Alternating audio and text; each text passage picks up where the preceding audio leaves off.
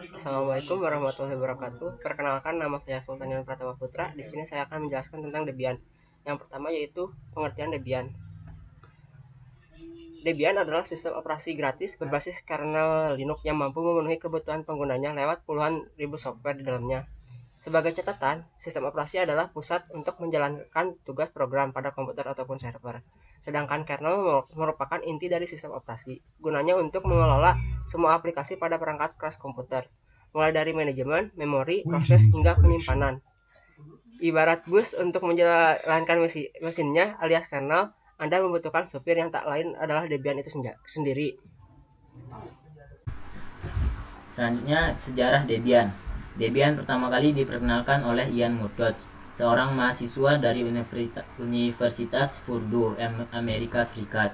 Pada tanggal 16 Agustus 1993, nama Debian berasal dari kombinasi nama mantan kekasihnya, Deb Rah, dan namanya sendiri Ian Murdoch. Pada awalnya, ia memulainya dengan memodifikasi distribusi SLS atau soft landing Linux System, namun ia tidak puas dengan SLS yang telah dimodifikasinya olehnya, sehingga ia berpendapat bahwa lebih baik membangun sistem distribusi Linux dari nol. Dalam hal ini, Patrick Volkerding juga berusaha memodifikasi SLS. Ia berhasil dan distribusinya dikenal sebagai Slackware. Proyek Debian tumbuh lambat pada awalnya dan merilis versi 09X di tahun 1994 dan 1995. Pengalihan arsitektur ke selain i386 dimulai di tahun 1995. Versi 1X dimulai tahun 1996. Di tahun 1996, Bruce Ferencz menggantikan Ian Murdoch sebagai pemimpin proyek. Dalam tahun yang sama, pengembang Debian Ian Schuessler berinisiatif untuk membentuk Debian Social Contract dan Debian Free Software Guidelines, memberikan standar dasar komitmen untuk pengembangan distribusi Debian. Dia juga membentuk organisasi Software in Public Interest untuk menaungi Debian secara legal dan hukum. Di akhir tahun 2000, proyek Debian melakukan perubahan dalam arsip dan manajemen rilis. Serta di tahun yang sama, para pengembang memulai konferensi dan workshop tahunan atau disebut DebCon di April tanggal 8, 2007. Debian GNU atau Linux 4.0 dirilis dengan nama kode Edge. Rilis versi terbaru Debian 2009 diberi nama kode Lenny. Deb adalah perpanjangan dari paket perangkat lunak Debian format dan nama yang paling sering digunakan untuk paket-paket binari seperti itu. Seperti Deb, istilah bagian dari Debian itu berasal dari nama Debra, kemudian pacar dan sekarang mantan istri pendiri Debian, Ian Murdoch. Paket Debian juga digunakan dalam distribusi berbasis pada Debian, seperti Ubuntu dan lain-lain. Paket Debian adalah standar Unix pada arsip yang mencakup 2 zip, Tarzivet dan atau Izmait arsip. Salah satu yang memegang kendali informasi dan lain yang berisi data. Program kanonik untuk menangani paket-paket tersebut adalah DPKG. Paling sering melalui apt atau aptitude. Deb paket dapat dikonversi ke paket lain dan sebaliknya menggunakan asing. Beberapa paket Debian ini tersedia sebagai udebs atau microdeb dan biasanya hanya digunakan untuk bootstrap instalasi Linux Debian.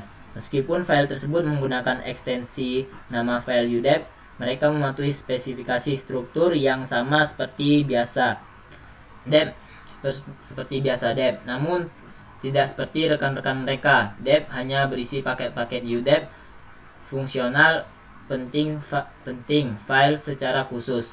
File dokumentasi biasanya dihilangkan. Udeb paket tidak dapat diinstal pada sistem Debian standar. Yang ketiga, kelebihan Debian. Meski peminatnya belum sebanyak sistem operasi lainnya, sebenarnya Debian punya banyak manfaat. Berikut kelebihan Debian. Yang pertama, performa yang stabil, ringan, dan cepat. Penyediaan puluhan ribu package sesuai kebutuhan sebagai pengguna. Menyediakan 3 repository untuk Debian, versi stabil, testing, dan tidak stabil, sehingga pengguna bisa memakai versi yang sudah matang sekaligus mencoba rilisan terbaru.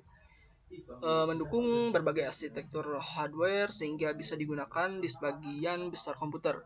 Bisa digunakan secara luas, baik pada desktop, laptop, hingga server. Upgrade ke versi terbaru dengan mudah dan sederhana.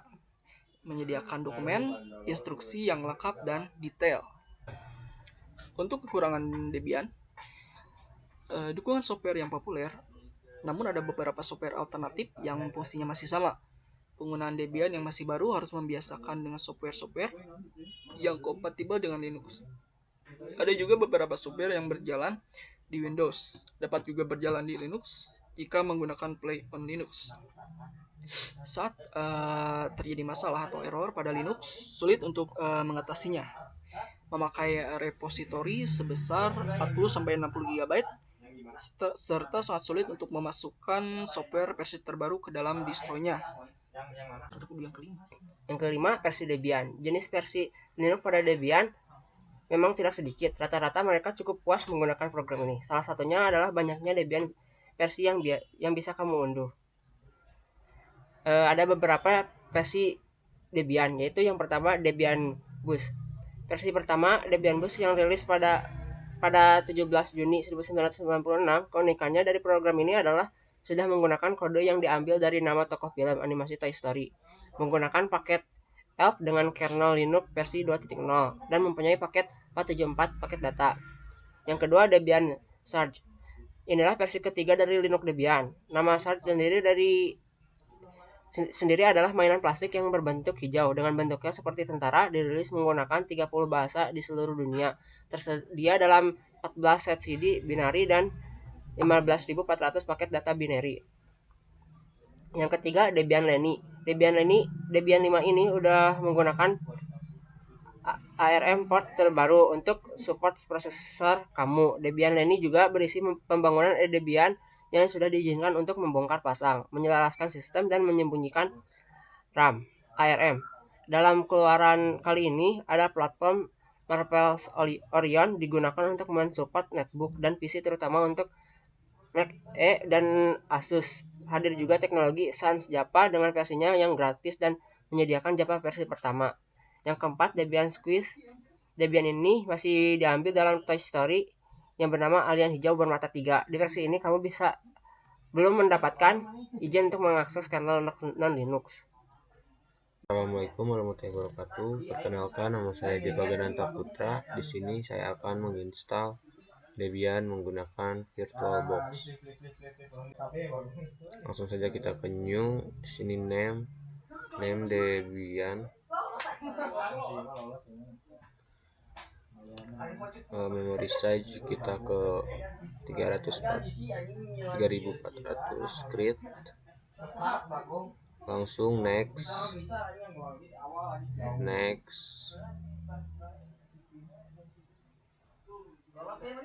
create. Langsung kita masuk ke setting general. Di sini kita ke sistem, enable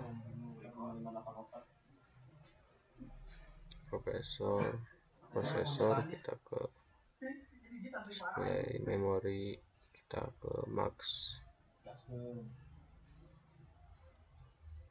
storage kita masukkan saja di sini folder Debiannya, open. Sudah terpasang, audio sudah, network sudah, serial port USB, langsung saja kita oke. Start. Tunggu beberapa detik.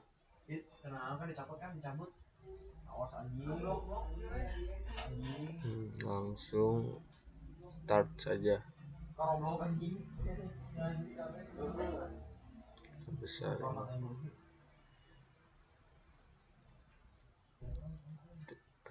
cancel.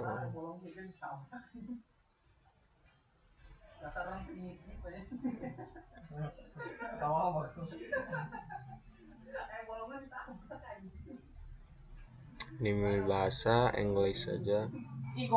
United States, langsung American English.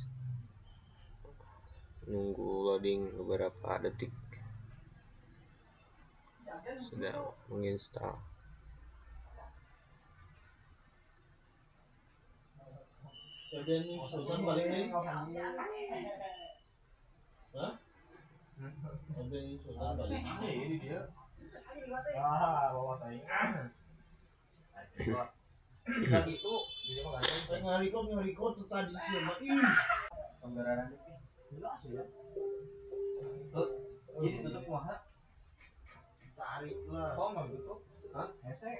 Langsung saja kita masukkan di sini name servernya. Debian continue.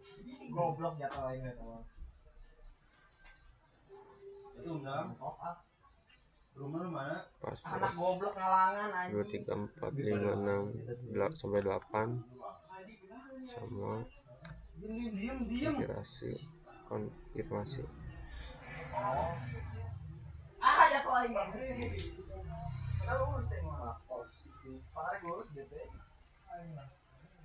Continue.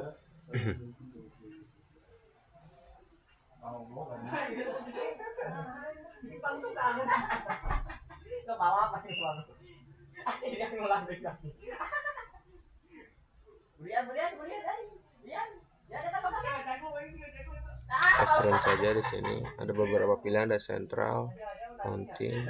Kita extern saja, continue.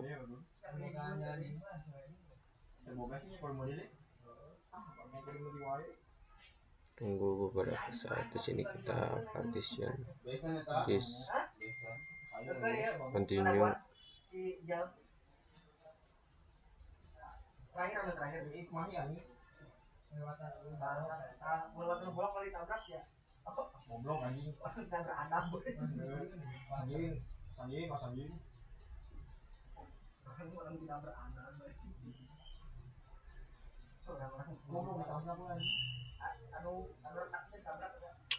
Kita pindahin ke yes.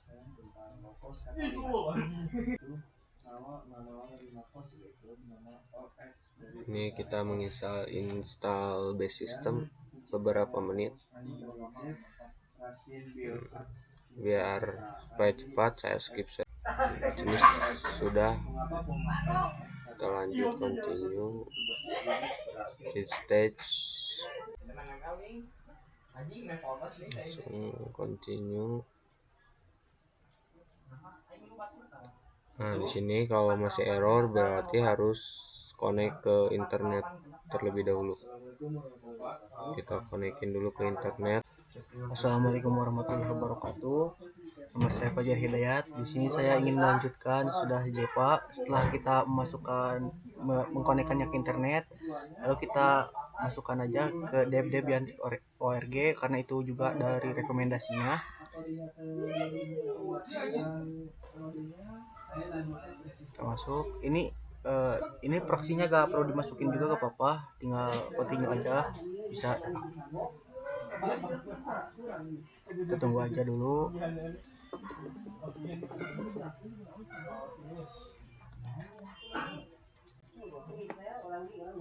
Setelah kita menunggu install yang tadi, di sini kita akan ditanya untuk participate in the packing usage survey. Ini no in aja, gak apa-apa.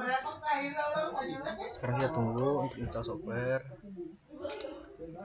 Nah, di sini kita diberi pilihan untuk bisa menginstal Debian desktop atau semuanya lah bisa. Kita pilih Debian desktop aja karena ya gak akan dipakai ini. Saya pakai Windows setia. sekarang kita menunggu instalisasi software. Karena lama ya, kita lanjut aja. Balik.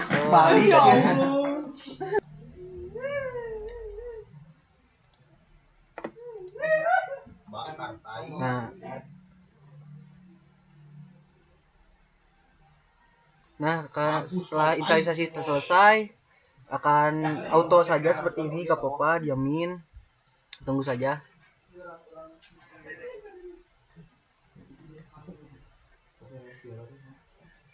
Tunggu. Nah, sekarang sudah masuk, tinggal ya masuk aja kayak biasa, laptop biasa, masukin sandi.